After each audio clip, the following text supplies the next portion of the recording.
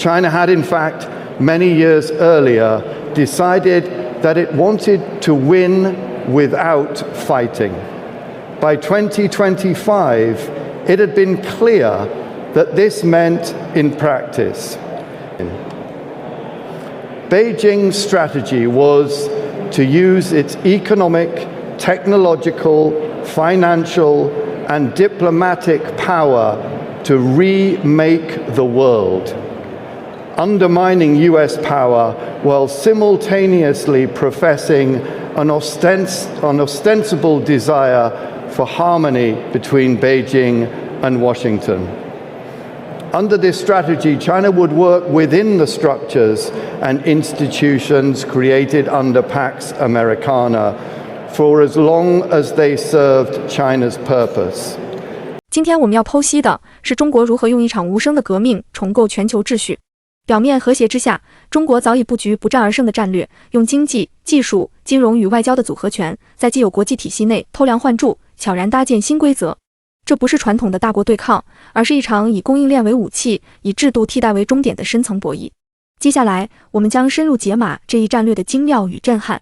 But when a parallel Chinese-led system of institutions and structures that Beijing had long been building matured from around 2028 onward, China shifted its focus progressively towards them, leaving the old US-led structures hamstrung by China's continued presence in them.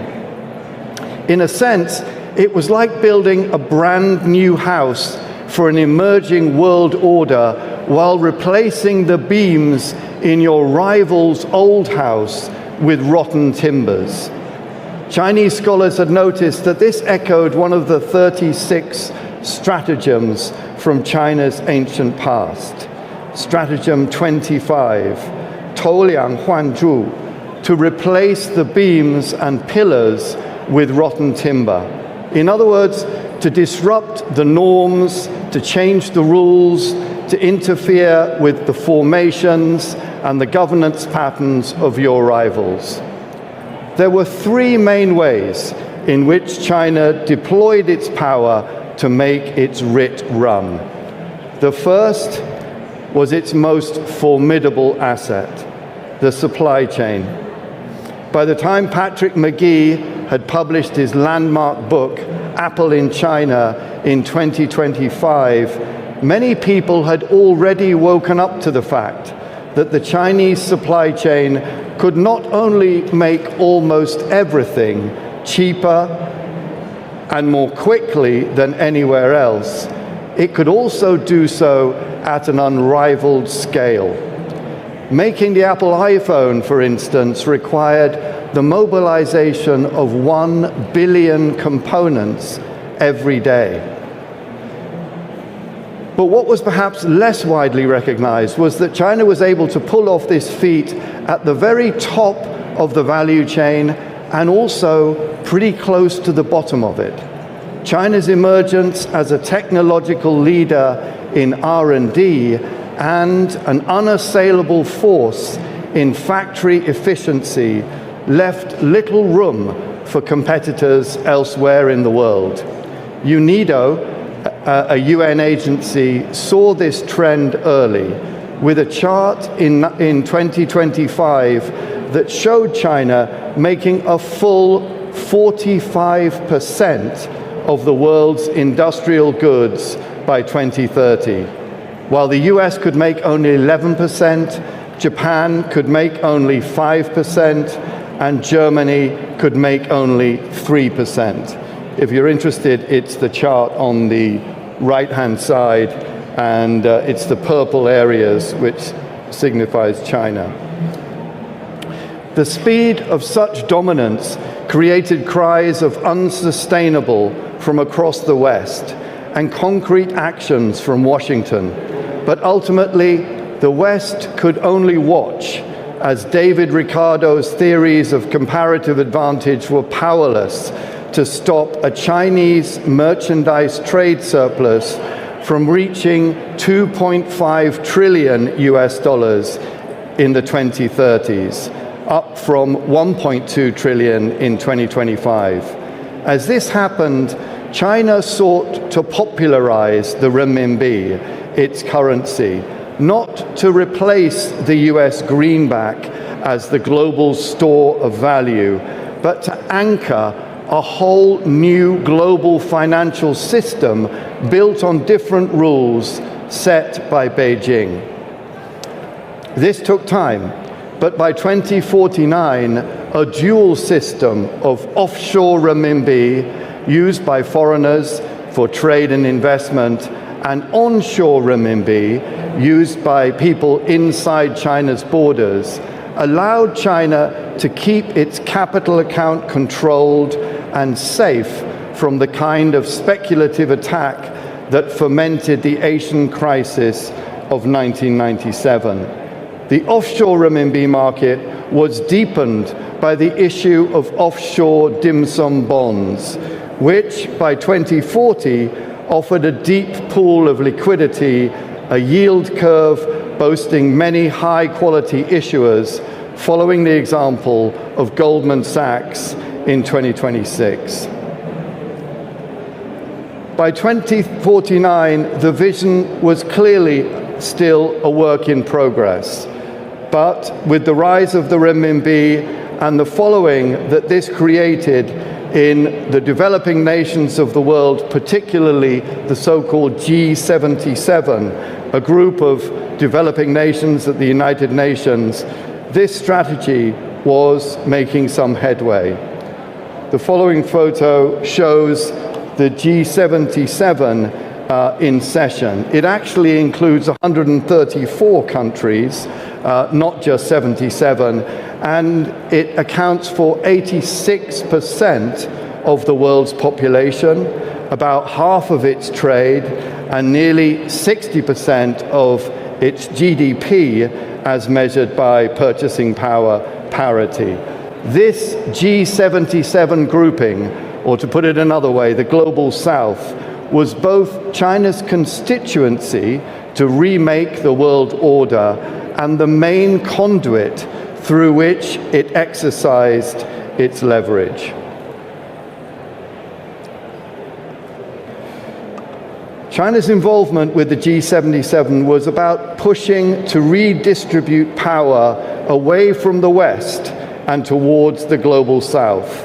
It took some time, but by the late 2030s, a suite of reform pushed by China saw the diminution of the West's dominance. The Security Council at the United Nations was reformed.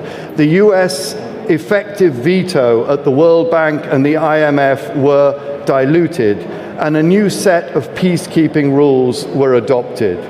In all of these efforts and more, the obedience of the G77 countries to vote alongside China, to vote with China at the UN, was almost without exceptions.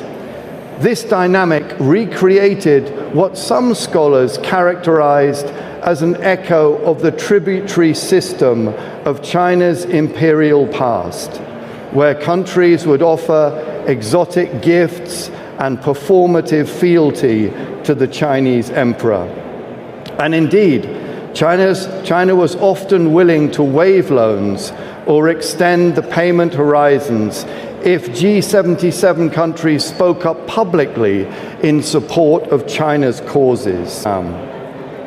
The main reason that China remained dedicated to the UN to reform it from the inside rather than create a parallel structure was because of one simple fact, and that was that the UN recognized only one China, making it clear that Taiwan was part of it. But there were other tools too that China used to interstitch its priorities into the fabric of global governance.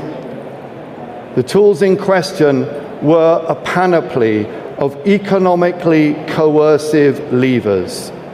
Rare earths, as seen in this photo being mined, were the most famous of these tools, used in great effect in late 2025 and subsequently more times in the 2030s when the world lurched from crisis to crisis. Beijing found that when faced with a recalcitrant actor, nothing seemed to concentrate the mind so much as threatening to cut off supplies of the critical minerals that country needed to make its defensive weapons. But it wasn't just critical minerals. By 2033, China had successfully broken the chokeholds that some foreign countries held. This meant that by 2033, China was a technological autarky with a record trade surplus and a currency that was only partially convertible. It certainly was breaking the mold of great powers. That left a whole range of products that were largely made in China or exclusively made in China, a kind of control panel that Beijing could use to restrict trade with countries that displeased it. Even by 2028, it made 70% of the world's active pharmaceutical ingredients, 95% of the world's solar panels, 80% of the world's batteries, 70% of the world's wind turbines, 80% of the world's humanoid robots, 70% of the world's factory automation machines, and the list went on and on. On the face of it, all this, by 2029, the West belatedly woke up to the nature of the China challenge in its true dimensions. The reforms that it began to push through were thorough and all-encompassing, and they required close coordination among allies. But what exactly happened must, for now, be a story for another day. Thank you very much for listening to me.